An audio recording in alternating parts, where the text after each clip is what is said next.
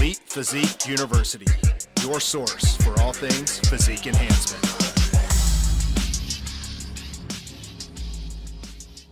Hey, what's up, everyone? Welcome back to Elite Physique University. I'm John Gorman, your host. We're here with part 1 of 2 of an Ask Us Anything episode. These are going to be a blast. Jason, what's going on, man? How are you? Everything's going great. I'm honestly business is good. Supplement line business is good. Family's good. I got a lot done today, and actually it was when I got back from the gym, it was kind of light. My 15-year-old was still here. The pool was looking real nice. It's sunny. So I took the boys out for an hour and just got a little sun and then got some dinner, and here we are. So I really can't complain, man. You know, it's all good stuff. Well, I think that's a good thing to kind of lead us into either, what's something new we've learned this week or what's new with us. I saw a picture that you posted on IG and you were talking about hitting some new lows, and dude, you're looking pretty gnarly. What's going on there? Over the winter, I put in a 6 meal and I started eating at 8 a.m. again. And that was just to grow a little bit. Like, I'm not trying to get huge or anything, but just to be, a little bit extra calories. But over time, man, my digestion always starts to just bog down, like more constipated, or not constipated, more gassy, just more bloat. And so I went back to fasting, and it just really works well for me at this point in my life. So I fast from like 10:30 p.m. to 11 p.m., something like that, until 11:30 in the morning. I get up, I have my coffee. Now I do put some gourmet greens in my coffee, and so there's 4 calories there. And so the purist of fasting would say that's not, a true fast, but they can fuck off. It's a fast. I'm starving the whole morning. And, I've got a lot leaner because what I did was I did not take my calories and shove them into 5. I just lopped the meal off.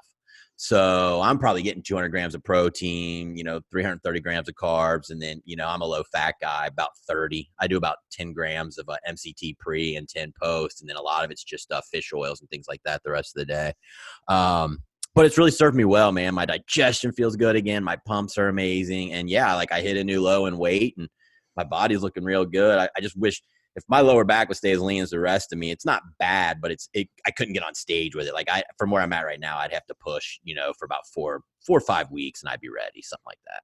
What do you weigh in when you wake up in the morning? In the morning, I was down to 182.8 today. Jesus. When I went to the gym and posted those pics, I was 187. Yeah, that's lean, man. Like, I knew when I saw the pictures, you can see splits all the way to the top of your quads. Correct. I knew you had to be sitting pretty. Yeah. Yeah. I mean, my skin's feeling real thin. It's just a little pinch on the lower back and then a little off the glutes. I think it'd be about 4 pounds. And then, like I said, about 4 weeks, I'd be where I would need to be. But, I'm focused on business and putting out good content and all the good stuff we got going on.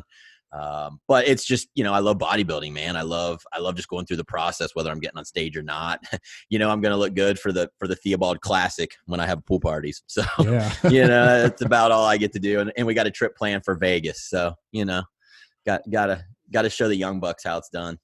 Well, man, it sounds like life is good. I'm going to go ahead and crack something here for me. That's it's kind of a little celebratory drink here. By the way, I'm not pounding the Monsters like they're going out of style. I'm still keeping those to a minimum. As you know, behind the scenes, I'm working on some gut health stuff, but Correct. I can't cut 100% of sweeteners out. I can't, but I've got it very low, making good improvements, by the way. Good. And we'll talk more about that because I've got some feedback for you because you've been helping me. Yes. But I did want to crack that because the thing I want to talk about real quick, and then we'll get on to our questions.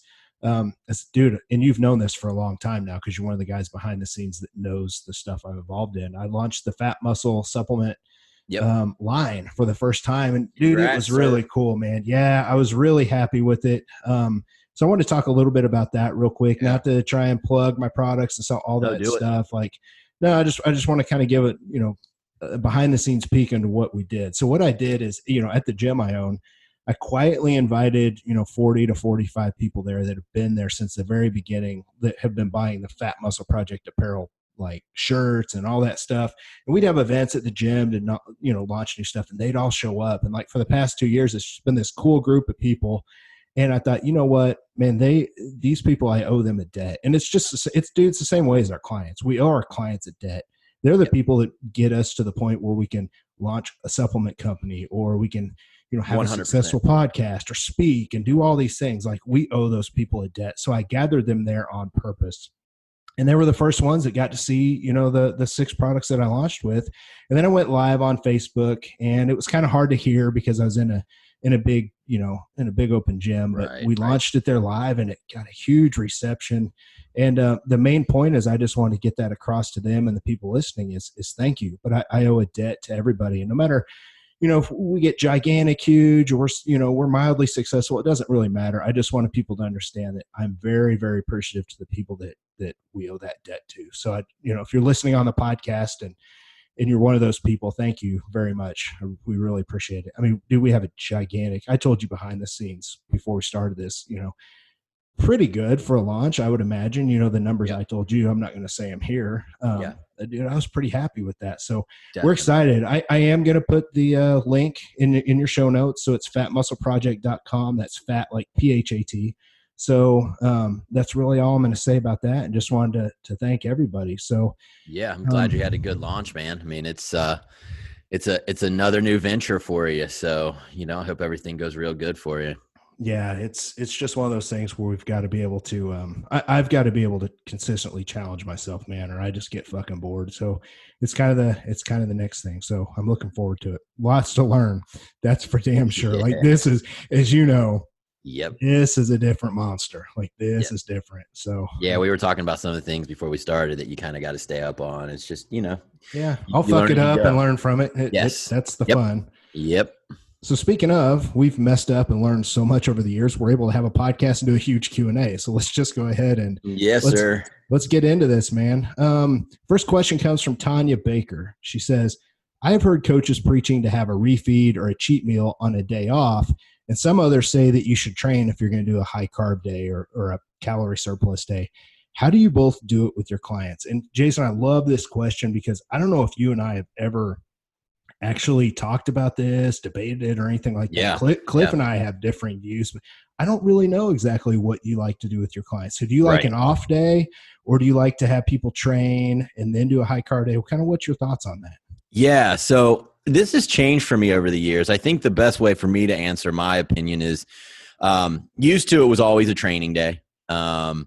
And so, they get their high carbs, but, I would a lot of times say, train a weak body part, or, hey, let's train legs or back, a big body part, just depending. And then over the years, though, I've gotten a little bit more dialed in on it. So I've noticed that sometimes people, the day they're eating their carbs, because they don't really digest fast or process them fast, their energy doesn't really seem to spike as much, and they do better, with more energy the next day or even the second day. So I might have them train a weak body part a day later. And, honestly, I'm finding with a lot of females that just aren't great cortisol metabolizers, that now I'm having them take their high carb days on complete off days. And then I might do anywhere from 1 quarties per meal, or I might do 2 caps like every 3 to 4 hours. And what I'm doing is I'm really resetting cortisol really hard on them, and then we're pushing on the other days. And so a lot of my females are on that setup. I still have a lot of my males because they don't seem to get hit as hard by cortisol. I mean, I look at labs and they just don't. I still have a lot of my men, refeeding on either like a weak body part, or either having the weak body part the next day, or a big body part. But for females, I've really kind of changed grounds. Now that I've said that, I do still have plenty of females that, might be on PEDs. So I don't have to worry about the cortisol as much. Still could be an issue, but not as much. I still might have them train on their refeed days. But natural women, or especially women who have came to me with already having hormonal issues, a lot of their setups, the high carb days are on complete rest, no cardio, nothing. Yeah. And that's super, super interesting, because generally for the last 10 years, I've told all my clients, I want you to train in the higher rep ranges and want you to get more depleted because it improves insulin sensitivity. Like all the key things that I've been teaching people for years, I'm still setting those ways. And it wasn't until probably in the last 18 months, you and I have talked a lot, or I would hear you speak at the summit about some of the issues with natural females. Well, guess what? that's a pretty big chunk of the clients that I train with. Right. And, because, natural figure competitors or bikini or just what have you. And it really does have me rethinking my ways of how to do things. I kind of watched how you do things with Leslie from the side. Yep. You had her take some high carb days, 250 carbs, sometimes back-to-back days, 250 Yep, with exactly. days off. And here's my thinking with that. And I think you're really going well with like developing new ways to work with females. Keep spearheading that, because it's leading me to think outside of my box. But if someone has a refeed on Sunday and they don't train, but they can train hard as fuck, because not only are they carb back up, but they're completely rested, cortisol's lower, maybe Monday and Tuesday are better days in the gym for them because they've actually had a day or two off right there around the refeed. So it's got my wheels turning. I'm super, super interested with that. So keep dialing that in, man. I at some point when you're ready to talk about it, we'll just do a whole episode on it. Yeah. Yeah. Cortisol resets, will. especially. I'm still playing with things and getting it right. Because like you just brought up something that I'm kind of moving a little bit away from. Like I did with Leslie, I had 2 higher days back to back. Well, I'm finding some women, if I push them hard for 5 days, their recovery's going to shit. That 5th and 4th day, they're really struggling. So now I'm starting to be like, okay, so I'll do like 3 days of training and then a complete off day with high carbs, and then 2 days of training and then a complete off day with high carbs. And that's seeming to work a little bit better. Now, there are some women who, like Leslie, responded really well to the full rest days back to back, but some bodies can't process it, and I got to be pushed too hard on the 5 days to break any ground. So I'm still playing with it, still teasing it out, but I 100% know that there has to be a shift in order to keep women more healthy.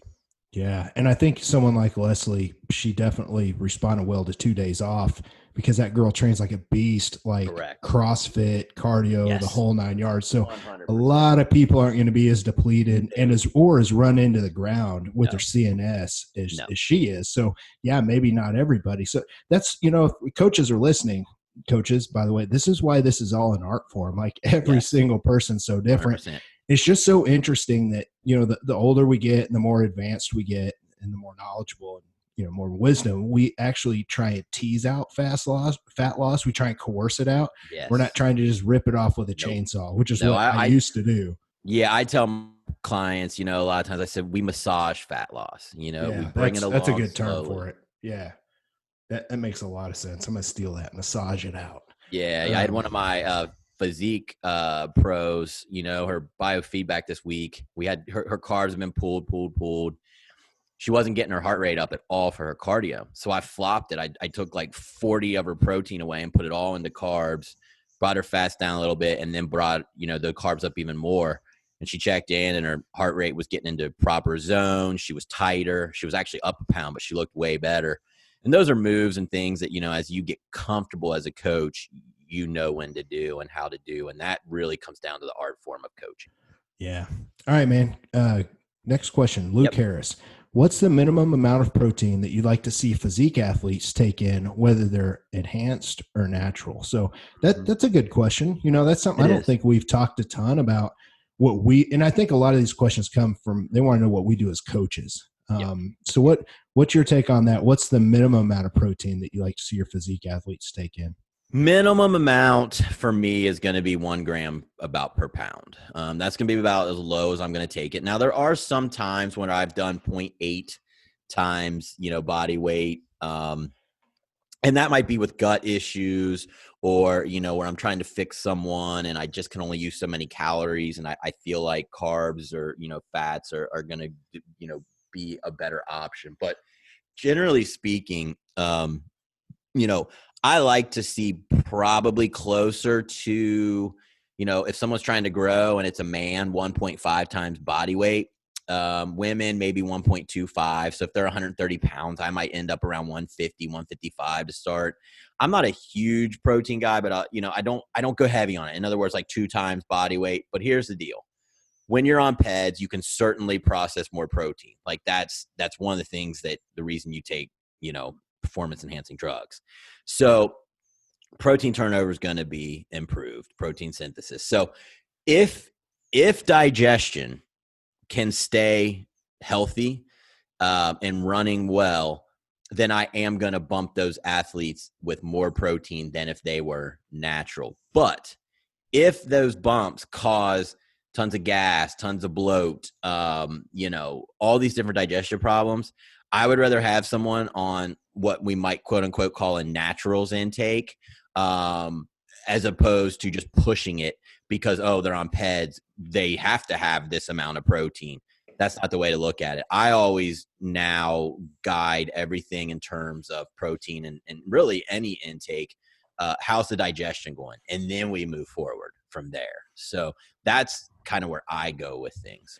Yeah, I'm pretty close. I like to try and guess. This question's about physique athletes, so you can pretty much get an idea of what someone's lean mass is because if they're just 10 pounds over stage, and then you can if you know what their stage weight's going to be, you can kind of figure out their lean mass. So I usually like to take my natural athletes, either 1.25 or 1.5 times their lean mass, and that gets somebody somebody that has 180 pounds of lean mass, they might take in around 270 grams of protein. That's at 1.5.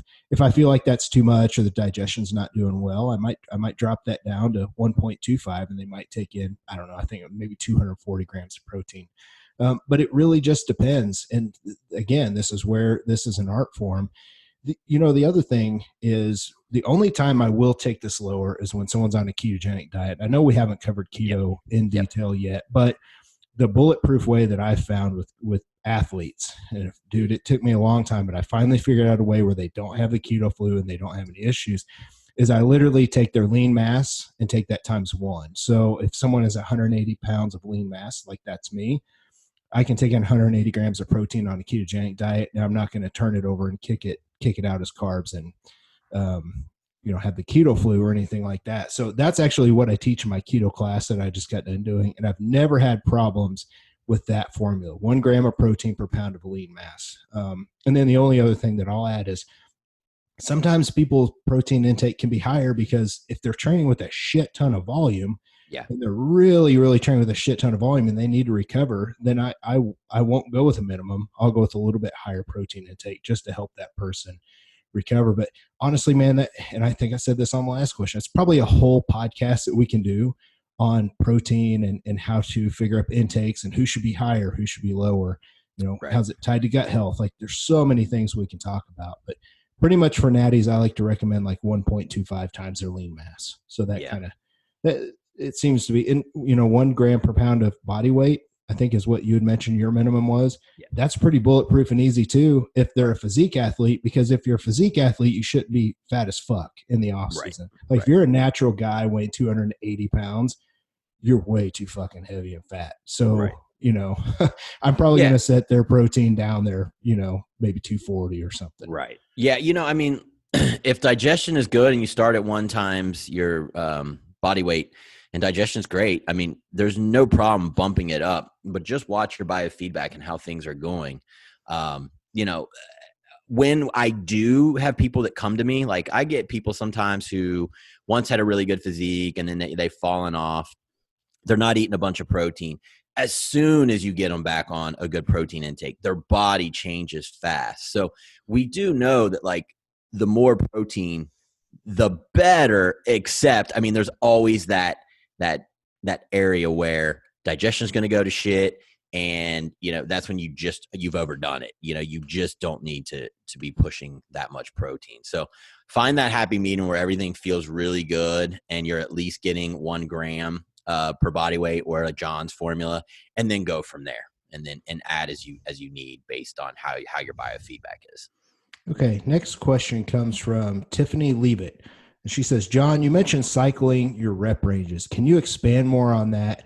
And if you feel there's any certain way that's superior. So Jason, what this was a question sent directly to me. And I said, hey, I'm going to get this on the show. So people want to know about cycling their rep ranges. Should you just train in 1 rep range? Like, so say we're going to train chest Monday and we're going to train chest Monday and we're going to train it Thursday.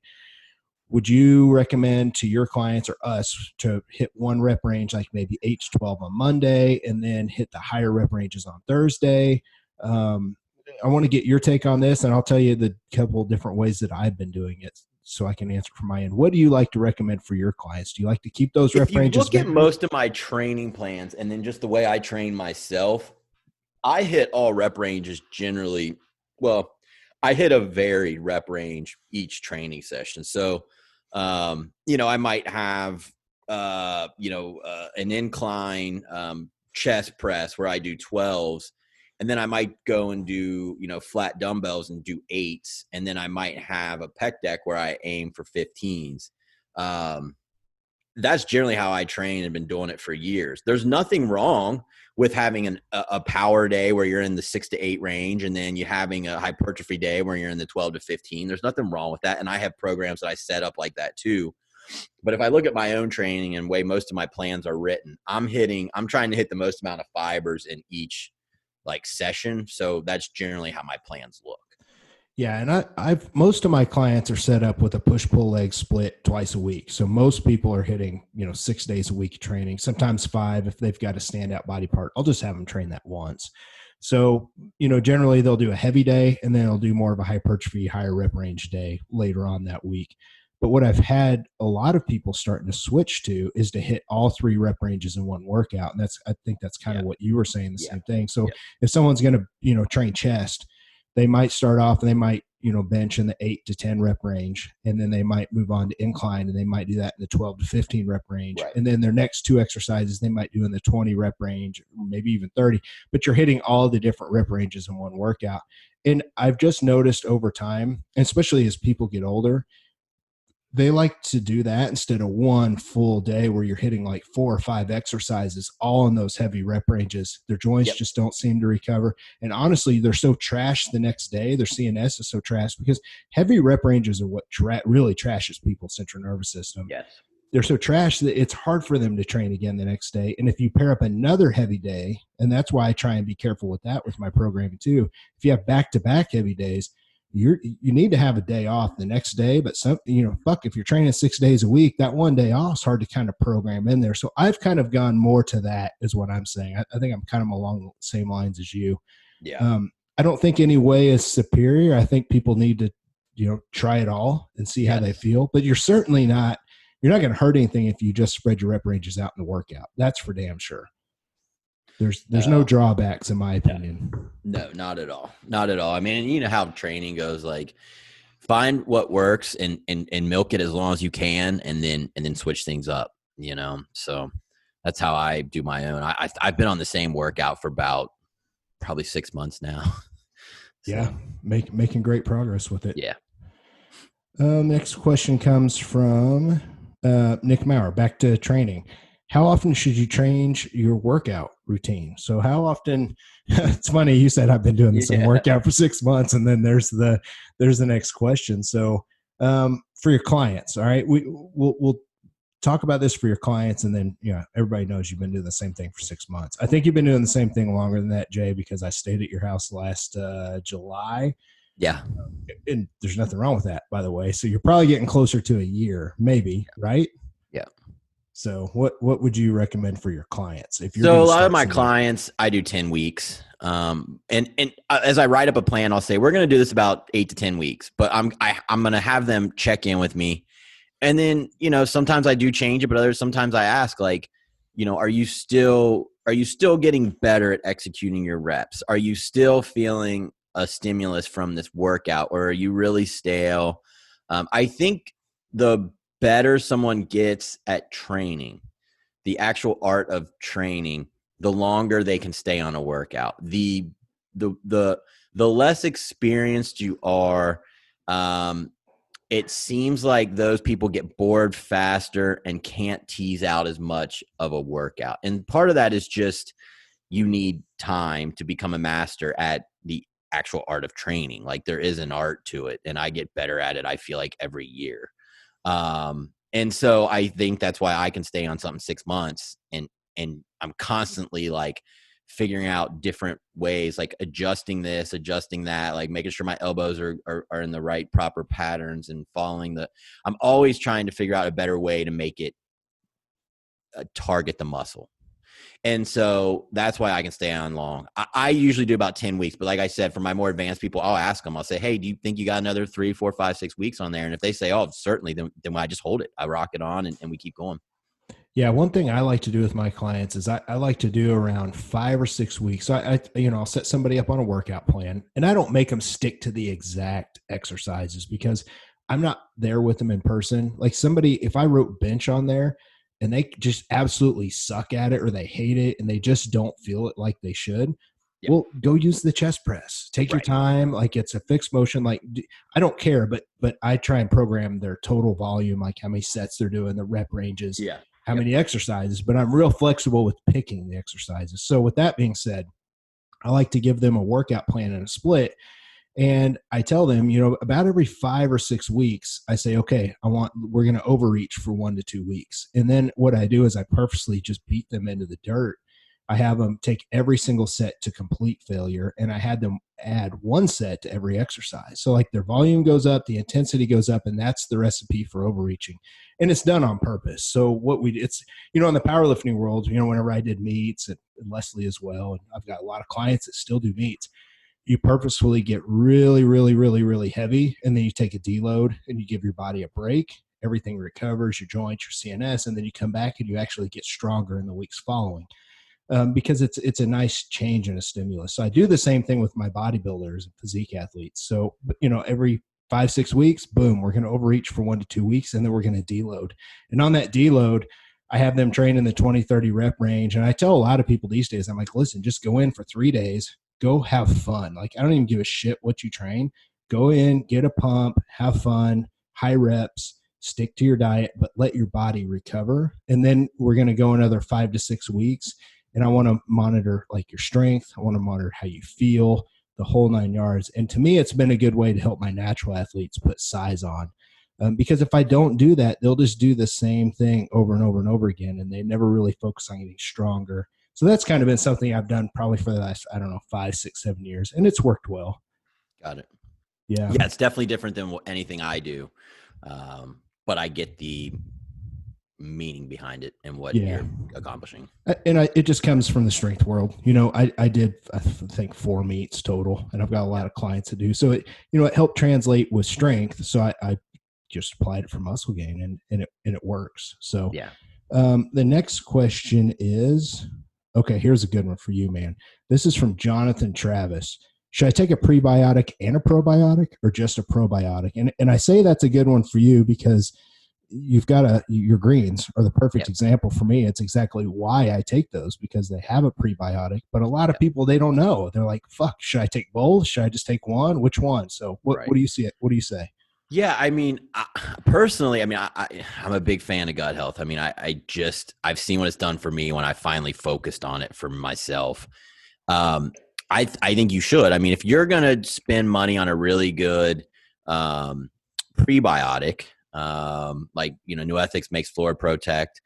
And so, there's 7 different strains in there that are really healthy for digestion.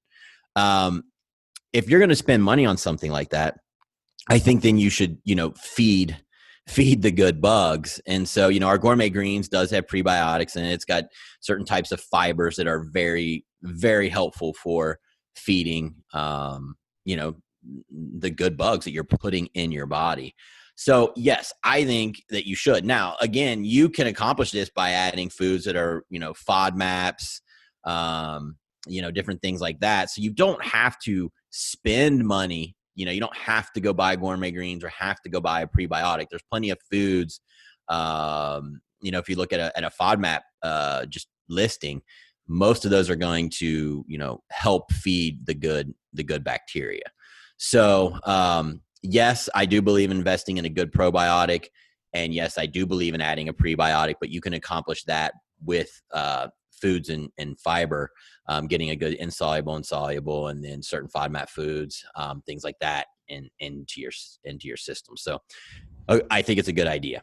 Yeah. And there's a reason, if people watch my Instagram stories, there's a reason why I show my whey protein shake with the espresso greens pre-workout and post-workout. And that's just when I can remember to get it in. Mm-hmm. But I take it twice a day, and then also a probiotic as well. And there's that's for a reason, because Yep. I'm trying to maximize it from both ends. But a question, Jason, that most people had, if you had to pick one, which one should I take? Would you lean on probiotic? I would lean on probiotic and then just use, foods, like I said, to feed them. You don't have to spend the extra money on the gourmet greens or, something listed prebiotic, buy another Sure. bottle. But yes, I would put the money into the probiotic and then just use foods to feed them. There Like you even go, green folks. tea is a good prebiotic. Like I'm sipping on some now. So I'll end up having like 2 scoops of gourmet greens a day, and I have 2 tea bags in this green tea, and I do this every day, have it at least once. And green tea is a great prebiotic. So that's cheap. I mean, shit, you can buy tea bags for nothing. So, there's definitely ways. So I would put the money in a really good probiotic, because if you get a shitty probiotic, you can actually give yourself SIBO. Right. So, definitely at least trust the company that you're getting them from. Put it that way. Or you can just drink Monsters and fucking give yourself SIBO. Not to say that's what I have going on. Right. Kidding. All right. Next question is, and I love this question. This comes from Tina Cartwright. My labs show that my sex hormone binding globulin is really high. It's like 258, and they listed the normal ranges on my labs at between 10 and 180 for a premenopausal woman.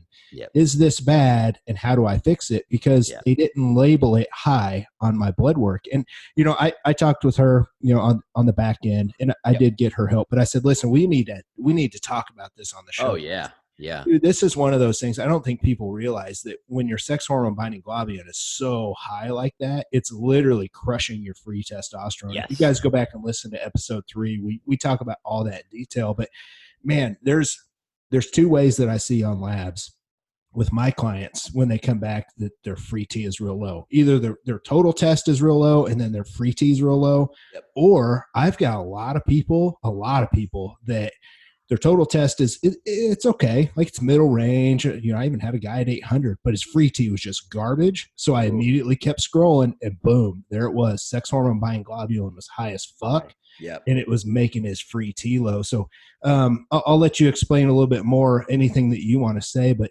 just kind of a real quick story on the correlation that I see there, because I know there's cortisol tied in as well. So the question is it bad, and how do I fix it? Yeah. Yeah. So, yes, it's not good, because sex hormone binding globulin, just so you understand what it's doing, it's helping move the hormones through your bloodstream so that they can basically then connect with androgen receptors. And then once it, connects, does its thing, elicits its androgenosity, I know it's not a word, but on the body, then it moves along. And SHBG is what does this. But when it's too high, just like John said, it's going to bind up to all those and not allow them to be seated with the androgen receptor. So what's going on here is stress. Stress is what drives that too high.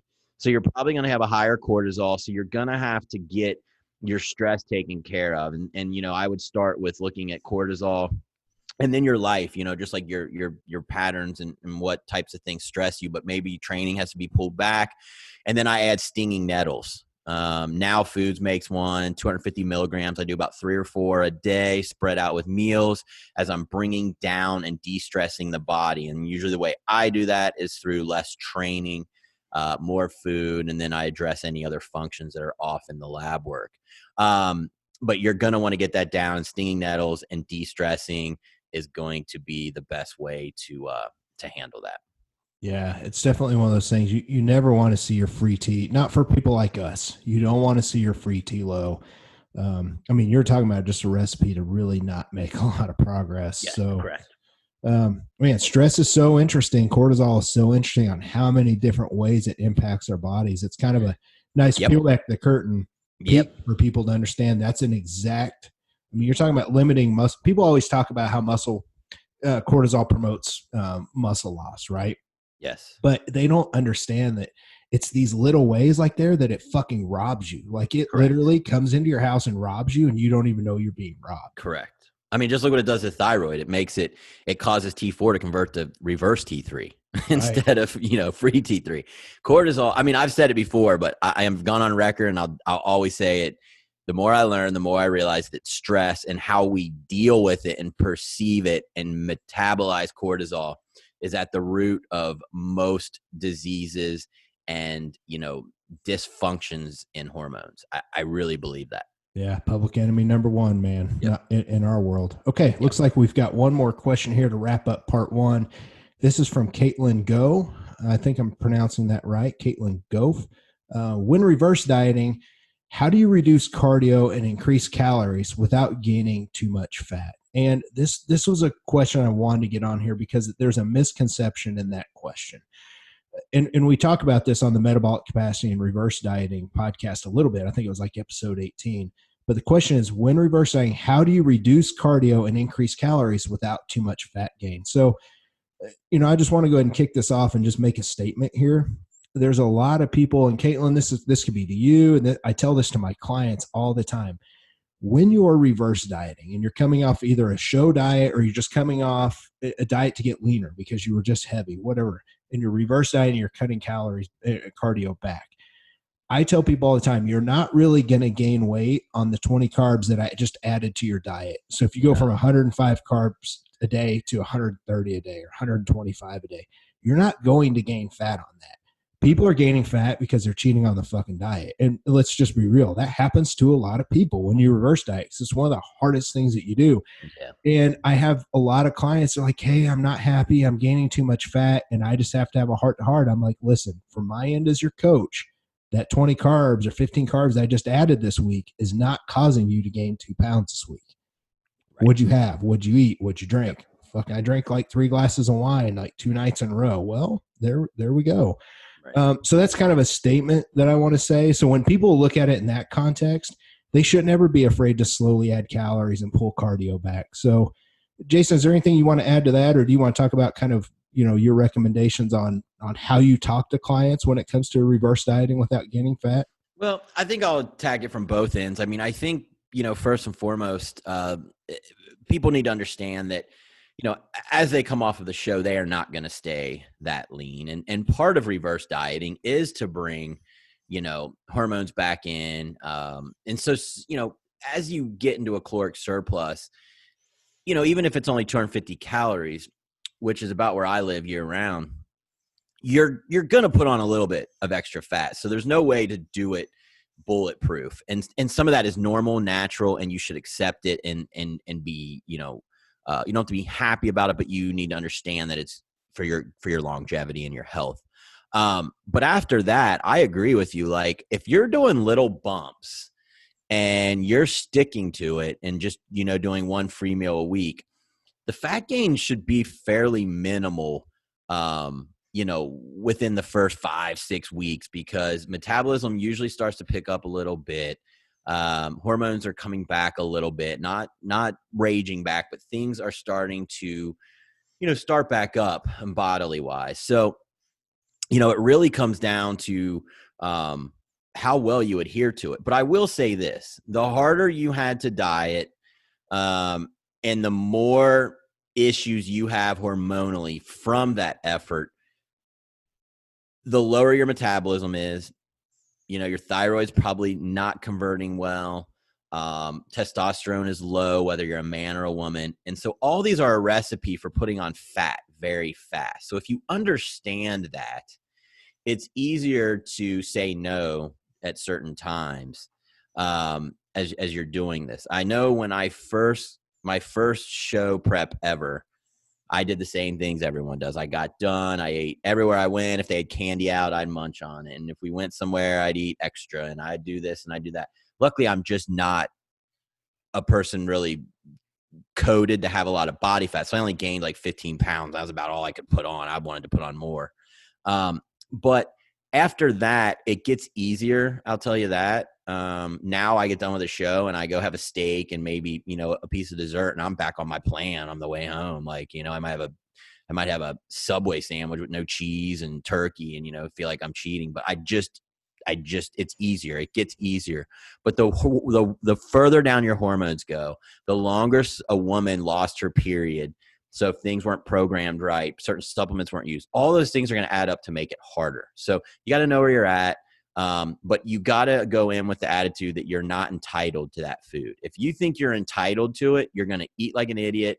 You're going to put on a tons of fat. You're not entitled to it. You're entitled to a lean, healthy physique that you worked hard for. So think of it that way. So. No, that's a great way to put it. And by the way, eating like an idiot, we speak from experience, all of us.